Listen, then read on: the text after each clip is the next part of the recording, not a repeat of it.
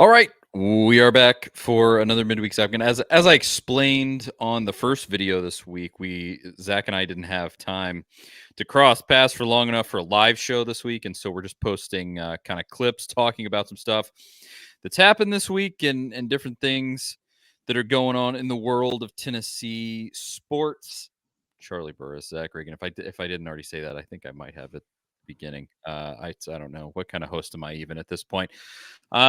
But we are going to talk today about basketball and kind of what's happening because after last night, Alabama beat Auburn in basketball. Tennessee just waxed Alabama, and Tennessee is, at least according to the bettors in Vegas, kind of in the driver's seat to win the SEC in basketball this season. So we'll discuss that, and then also we wanted to talk just a little bit about speaking of Alabama, I guess, a little bit about the panic that has come from the national media and their counterparts, everybody in those circles, about now that all these Alabama players are leaving, everything's broken.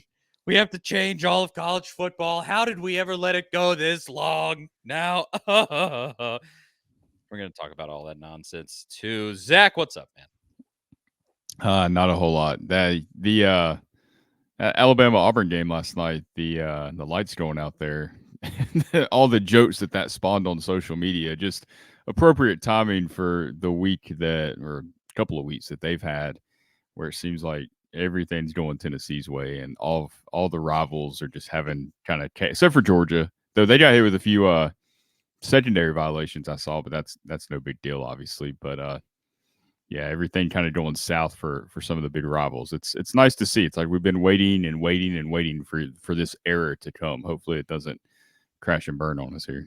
Yeah, Tennessee's been the butt of that joke for so long. It's so nice to see. Yeah, I guess Saban was paying the light bill. I don't know, and now that You think he's they'd have gone, more money now? yeah, They don't. no kidding. Now that his friggin' $14 million a year salary is gone or whatever they were paying him. Yeah, How who did knows? that work? Did anybody ever break down how that worked out? I mean, he just walks away from that money, right? There's no, I guess I'm there's.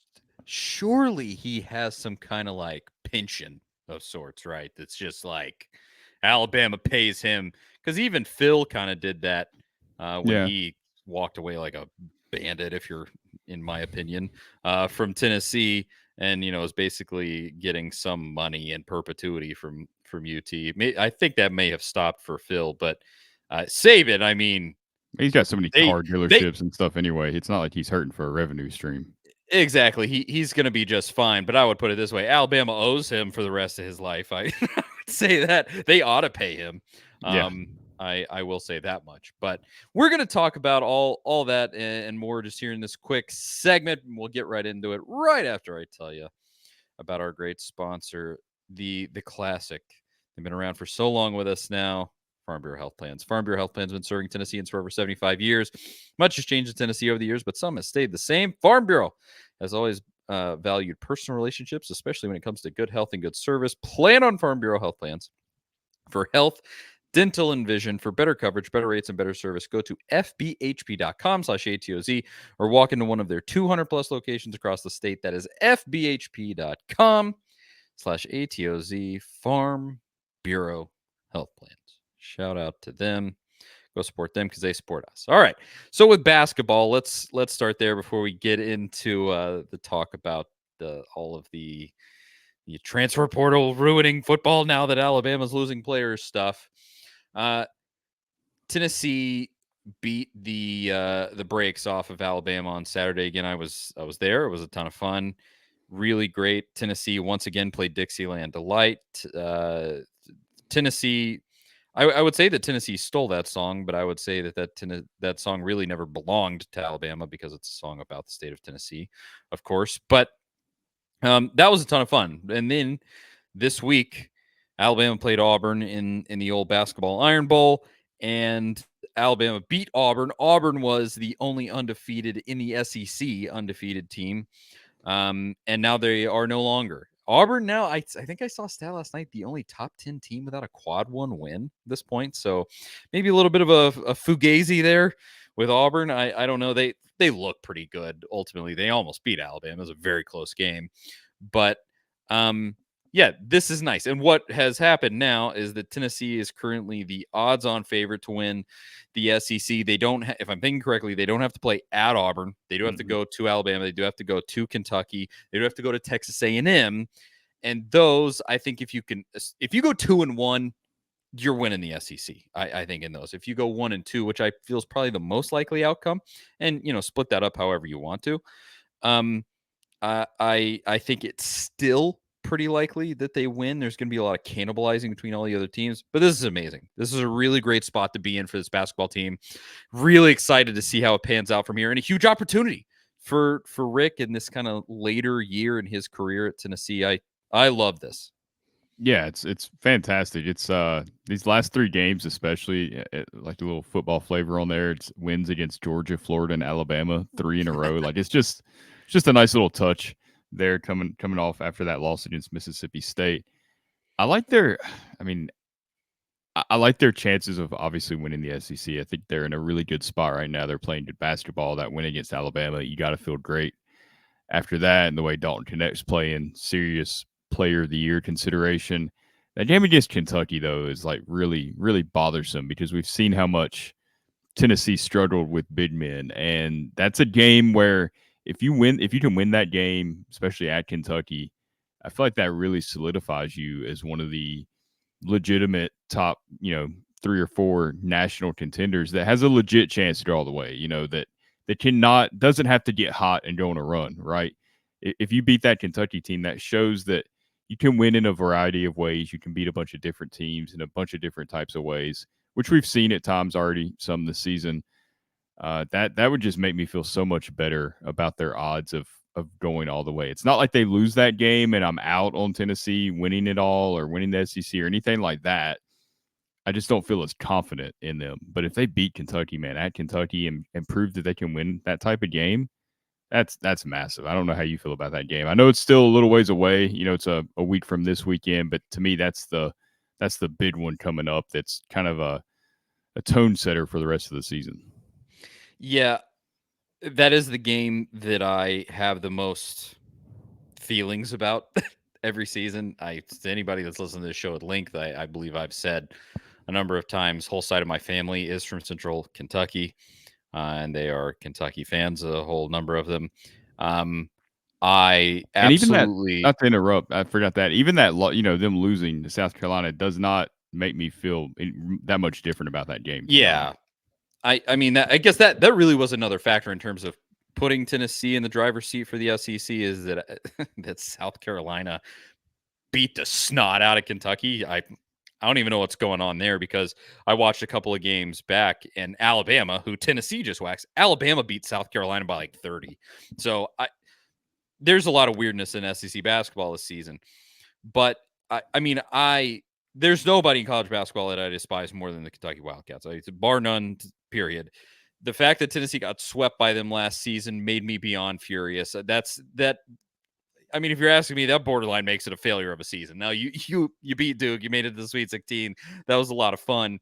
But you cannot lose to Kentucky like that. It's completely unacceptable and ridiculous. And I this season, that game makes me so nervous. Obviously, you can tell I want to win it so badly. And they brought in this big Z kid. They really thought they had something there for a minute. He came in against Georgia and dropped a bunch of threes, and they were like, "Oh my gosh, we just found a miracle. We're going to be the best team in America now." Blah, blah, blah, blah. He scored 3 points against South Carolina, and they got beat by 20. So it's not exactly the X factor that they were hoping for, at least not yet. It may be the kid's talented. There's no doubt about that. But yeah, I agree. Kentucky's backcourt, Tennessee can handle them. You got Jemai Meshack to play defense, and Kentucky's backcourt is what carries them.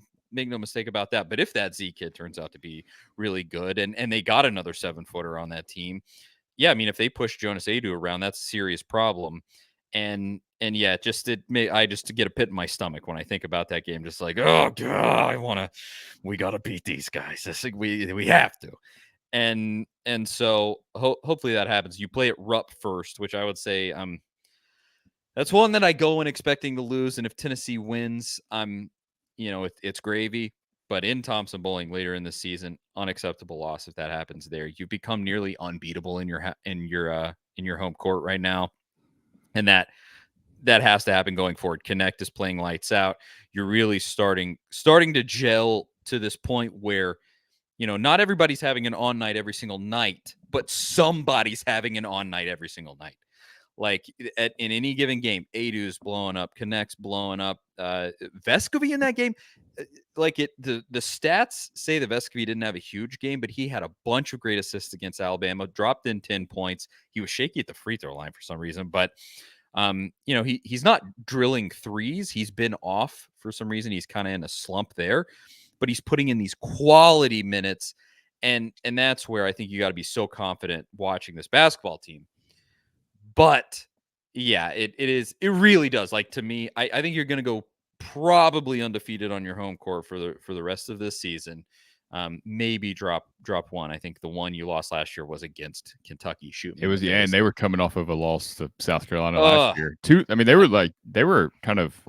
We talked about it. They were reeling at that time, and we were afraid. What we were afraid of happening is what happened in that game. So that's yeah. part of the reason why that loss to South Carolina this week I mean, doesn't really mean anything to me.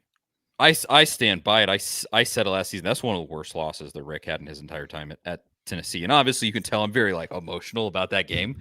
But it really was, because 100% they were looking like a dumpster fire at that point. People were like, "Oh, is Kentucky even going to make the tournament?" Like, there were real questions, and Tennessee came out and laid the one of the biggest stinkers of the Rick Barnes era in that game. I was there. It was terrible. I was furious. And so that's I don't want to speak that into existence. Rick Barnes' record, I believe he still has a winning record against Kentucky at this Yeah, point. In his time at Tennessee, he's had Calipari's number over the years, beat them on the way to an SEC championship. It's not like there's some curse against Kentucky there, but it's just one that you got to win. And it's one that if you win this season, the SEC championship is right there for you, regular season. And then, of course, I think it's a given that the SEC tournament championship is there for you if you can just play correctly on that weekend of March. But I'm just excited overall because hopefully Kentucky does stink. Hopefully Tennessee is far and away the best team in the SEC. Like it in some weeks, it really seems like that's the case. Yeah, we'll just have to see. But any other thoughts on basketball, Zach? not really. The college level. I don't know how much you've been watching NBA and keeping up with NBA stuff, but just wondering what your thoughts on some of the Grant Williams stuff lately is. It seems like every night he's getting into a tussle with somebody and drawing like you got like superstar. I mean, we saw it early in the year with LeBron. Last night he got into it with Kevin Durant. Ironically, another Rick Barnes, former player. Devin Booker said some stuff after the game. He ended up getting ejected later in the game after a second technical foul. He heads into it with Jason Tatum, a former teammate, a little bit the other night. And there was a little bit of trash talk going back and forth. And I know he's kind of like in this villain role in the NBA in a way. It's not Draymond Green esque, but it's getting to that territory in a sense. It's what he always was when he was at Tennessee. I mean, that was one of my real joys in media at Tennessee. I got to cover Grant Williams up close, personal, interviewed him a bunch of different times. And the dude embraced that so heavily. Like, he just loved the fact that he could go out and like dunk right on Vandy's head, and that he could be that guy that did that, while also being one of the most high IQ basketball players I've ever seen play college basketball. I mean, he was so shifty and just could make a play at any given moment, and just obviously he was such a dynamic player. We all watched that. um but he's got that dog in him. There's just no denying. Now, of course, at the NBA level, he's not the most talented guy out there, and so it is kind of this weird towing the line of being like, okay, you can do that. You can be that villain, but you also got to back it up with play. And he has a ton of talent, obviously, but it's not like he's like superstar status in the NBA. He's just one of a bunch of talented guys in the NBA in that way. Although it's a bunch of guys who are, play a lot of minutes, and he's really put together a really nice NBA career so far at the same time. But he's not Kevin Durant. I would put it that way. So I love it. Frankly, I love that he's doing that. I have always really liked Grant Williams a lot, and so I just think it's funny. Frankly, I keep doing it because it makes me laugh. Yeah, That's it's a reason to tune in to Mavericks games. I feel like last night Kyrie Irving wasn't playing, so the game lost a little bit of its luster. And then Grant's getting kind of tangled up with Durant, going back and forth. And I think it makes the games more entertaining for sure. I 100%. enjoy it. He feels a little bit like a Dylan Brooks, Yeah, yeah. where he's talking his stuff, and then you watch Dylan Brooks play, and you go like, "Hey, you're talented, but I don't know if you're talented enough to be getting up in LeBron's face and talking trash to the best player of our generation." Whatever. Well, Grant's thing is that he's not going to be intimidated by anybody out there, no matter how Yeah. big of a superstar they are. If it's LeBron, Kevin Durant, it doesn't matter who it is. And I can respect that. I mean, you're out there to play basketball, not to not to cheer for the other team and be in amazement that you're on the same floor with these guys. You're out there to compete, and that's what he does. What are his stats right now? I have no idea. I don't think they're too hot. I've saw some criticism. He's not shooting well from three, which is kind of one of the things they want him to be able to do. Let's see. Here's his ESPN profile of my. Yeah, 8 points a game, 3.5 rebounds. I mean, that's kind of like you're toeing the line of like, can you be a trash talker at 8 points a game? I mean, you've seen plenty of them. Dylan Brooks, That's true. like you said, Yeah. Patrick Beverly at times. A lot of these guys. I mean, that's kind of how they stay on the floor playing defense and frustrating the other team. And there's a place for that in the NBA. No, like I said, I love it. I'm not a Mavericks fan. I'm a huge Grant fan, so I think it's awesome. But all right, let's talk about this Alabama stuff. This entire thing since Saban has retired has created so much entertainment as Tennessee fans, and this is just another element where the college football media is losing their ever loving minds about college football is broken. We have now that Alabama's losing players. We have to what can we do? Fix it. So let's talk about that. But we'll talk about it right after I tell you about Better Help.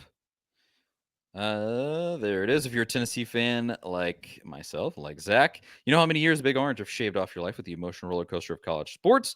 Maybe the roller coaster of life is messing with your happiness or preventing you from achieving your goals regardless. If you have a clinical mental health issue like depression or anxiety, or if you're just a human being going through a hard time, therapy can give you the tools to approach your life in a different way. And that is where BetterHelp comes into play. BetterHelp's mission is to make therapy more affordable and more accessible. This is an important mission because finding a therapist can be hard, especially when you're limited to just the options in your area. BetterHelp's platform makes finding a therapist easier because it's online and remote, and BetterHelp can match you to a professional therapist in as little as a few days. Plus, with our link, betterhelp.com/ATOZsports, you'll get 10% off your first month. See a therapist because maintaining your mental health is just as important as maintaining your physical health. So this football season and basketball season, check out betterhelp.com/ATOZsports and save 10% on your first month with BetterHelp. Alrighty. So Alabama has lost, I don't know how many guys at this point to the transfer portal. I think they're getting up close to 30. And they've also gotten a number of guys in.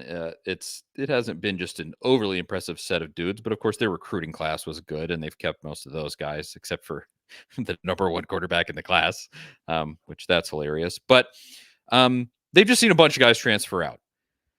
And in the years leading up to this happening, obviously, we all know from what happened with Josh Heupel showed up at Tennessee, 30 plus guys left the program. It was a mass exodus. Josh Heupel was left with a complete garbage situation that he had to build up, and he turned that into an 11-2 season in his second year here. Dude's a miracle worker for that one.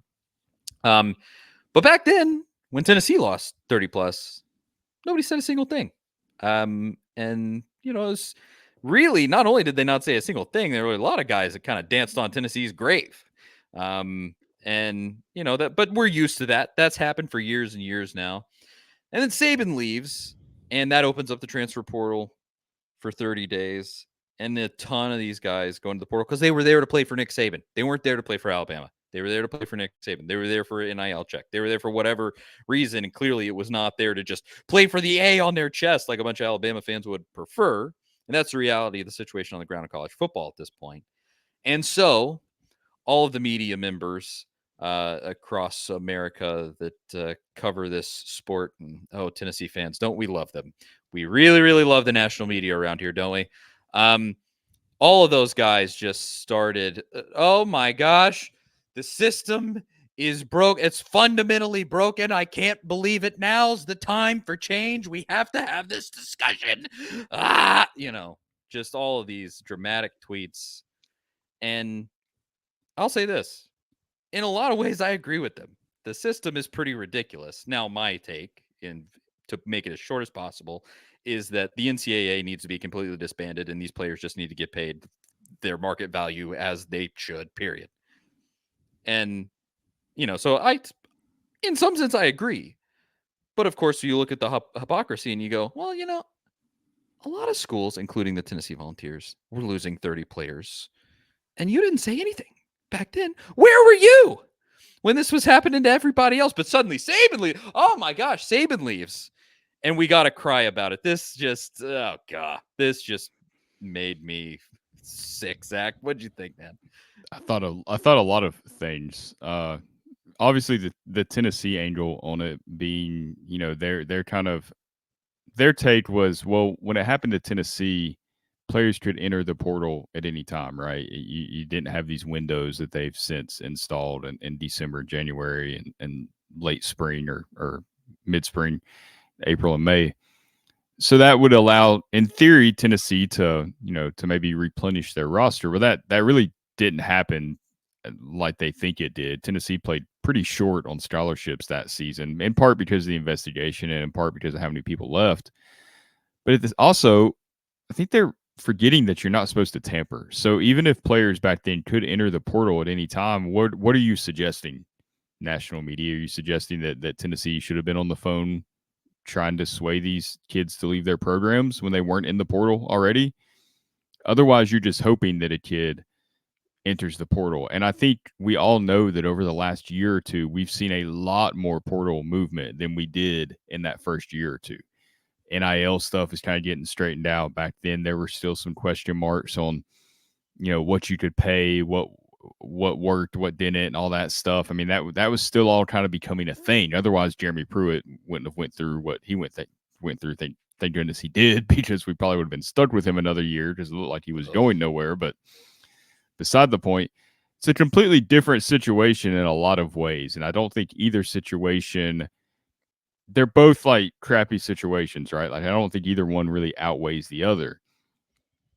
And honestly, Alabama is going to be in a better situation in 2024 than Tennessee was in 2021. We're already kind of seeing that. So the whole argument that makes it even more cringeworthy when you're out here, kind of stumping for Alabama and rules to be changed just because they're the ones, along with Washington and Arizona and any other, Michigan now, that Jim Harbaugh's went to the Chargers.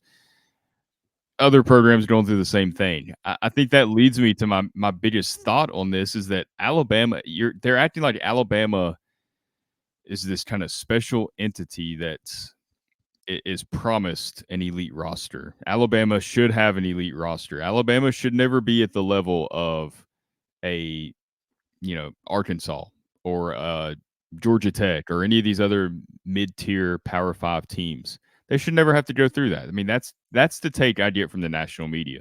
We don't care if Tennessee goes through it. We don't care if Arizona goes through it. Even though Washington was in the playoff, we really don't care if they go through it. They can go back to being irrelevant. Nobody cares.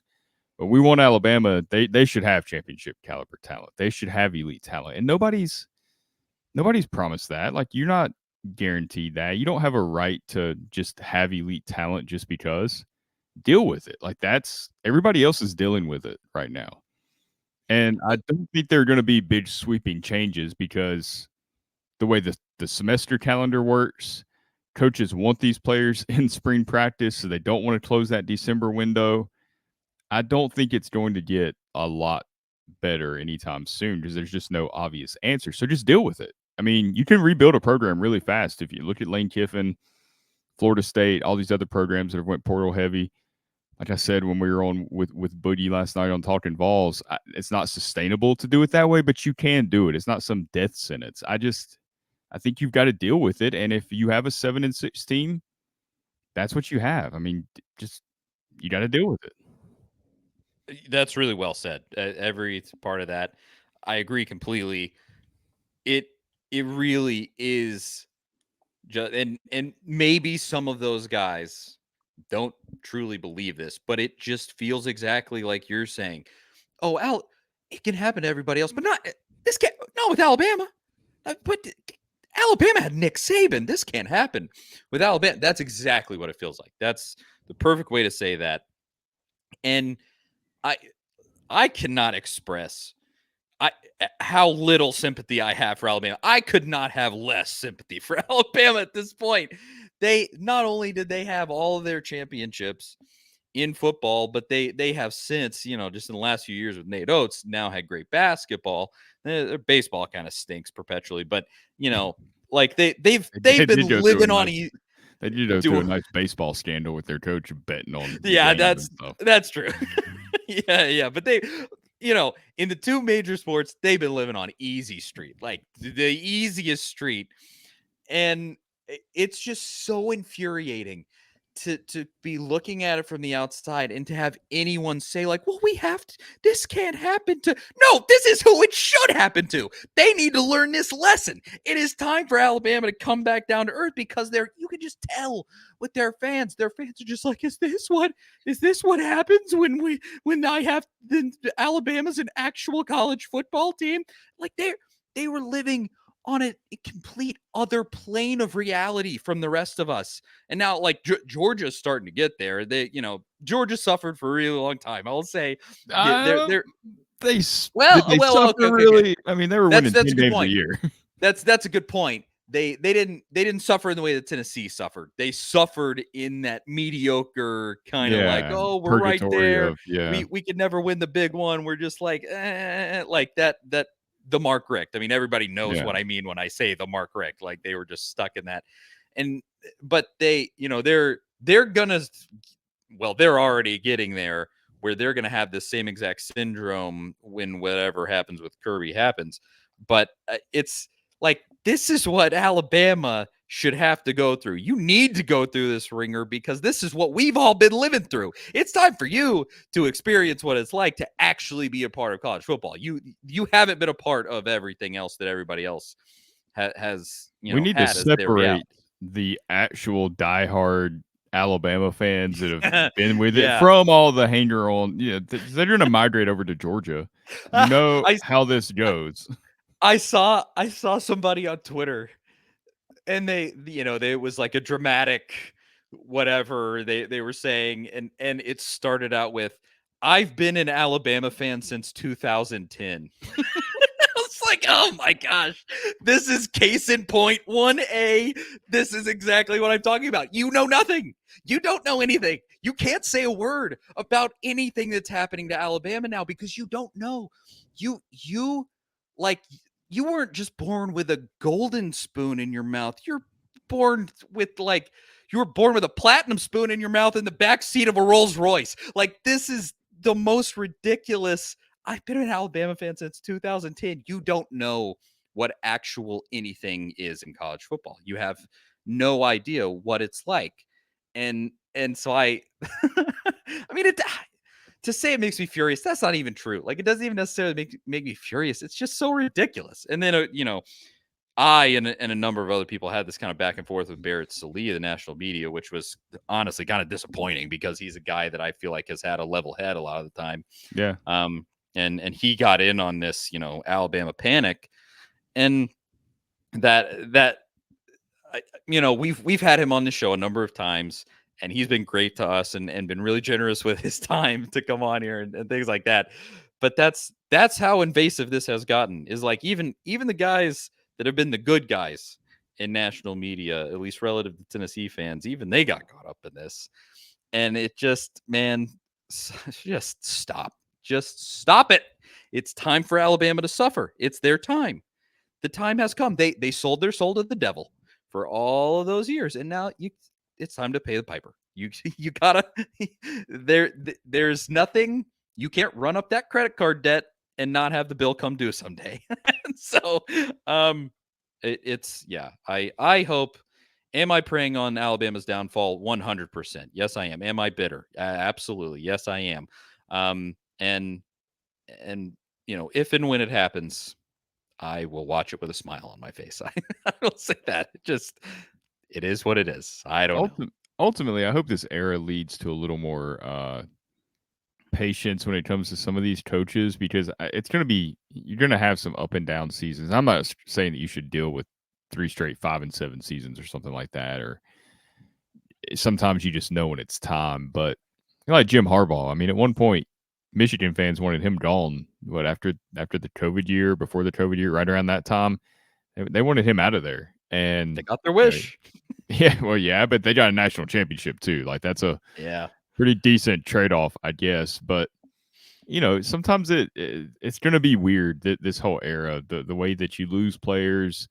You're not going to have depth that you want at times, so you're going to have some key injuries. A couple of key injuries can torpedo a season at this point. I mean, even Tennessee going into this season, even if Nico gets through healthy, you lose Cooper Mays, you lose one of those tackles, you lose one of those linebackers like Peely again, and suddenly you're hurting pretty bad. And that's because you're just not going to have the depth that's ready to step up, because it's hard to keep guys in the like, you can't keep an Addison Nichols, who maybe that guy would have flourished, in his later years on campus. We've seen it happen plenty of times. Sometimes it takes 2 or 3 years for it to just click for a guy for whatever reason. Maybe their mindset changes. I don't know. There's a myriad of different reasons why it happens.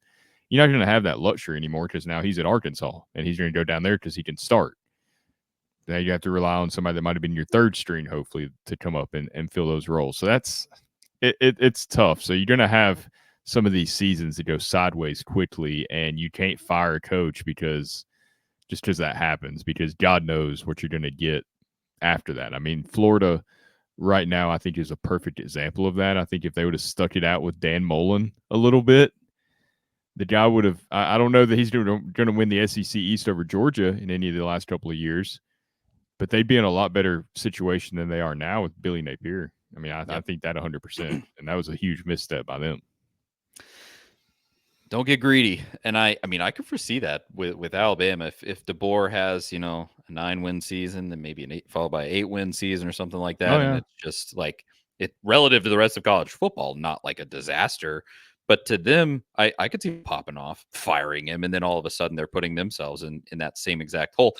Or that's gonna happen in this mysterious NIL transfer portal reform that everybody wants, that I don't know how it's gonna happen. Something happens with that, and it's more structured, and it's more laid out, even playing field, and then Dabo comes down from Clemson back home to Tuscaloosa to save the day. That's Dabo descends from the clouds. Yes. Running out in front of every, how he does. All about Dabo. Oh yeah. Yeah, maybe that is what will happen. And what a day that will be. I think that's it. Charlie Burris, Zach Reagan. This is this week's installment of the Big Orange Podcast.